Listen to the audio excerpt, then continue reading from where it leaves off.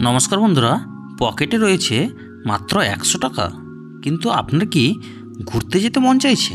তাহলে আর চিন্তা নেই, মাত্র 100 টাকায় ঘুরে আসুন গঙ্গাসাগরে। গঙ্গাসাগর এখন বিশ্বমানের পর্যটন কেন্দ্র।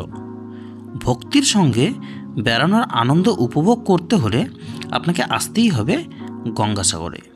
তার জন্য আপনাকে শিয়ালদা থেকে ট্রেনে চেপে নামতে হবে কাকদ্বীপে, যার ভাড়া মাত্র 15 টাকা।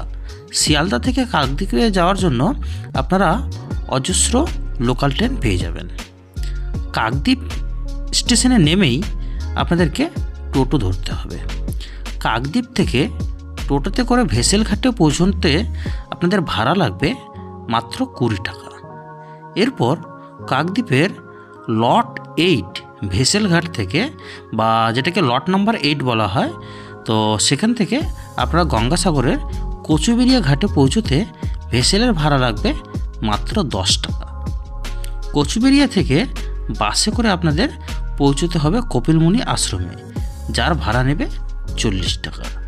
সেখানে পৌঁছে আপনি ভারত সেবাশ্রম সংঘের ঘরে থাকা ও খাওয়ার সুবিধা পাবেন বিনামূল্যে। কপিলমুনি আশ্রমে পুজো দিয়ে আপনি ঘুরে আসতে পারেন কপিলমুনির সরোবর, মনসা মাতার মন্দির, নাগ মন্দির, লাইট হাউস ও কাছে থাকা সুসজ্জিত পার্কে। তাহলে আর দেরি কিসের? ঘুরে আসুন গঙ্গাসাগর থেকে। খুব কম টাকায় এখানে আসতে পারেন আপনি। গঙ্গাসাগর আপনাকে নিরাশ করবে না একেবারেই। তো বন্ধুরা, আপনার কারা কারা গঙ্গাসাগর ভ্রমণ করতে ইচ্ছুক তারা অবশ্যই কমেন্ট বক্সে জানাবেন, এবং ইনফরমেশনটি ভালো লেগে থাকলে অবশ্যই বন্ধুদের সাথে শেয়ার করবেন। ধন্যবাদ।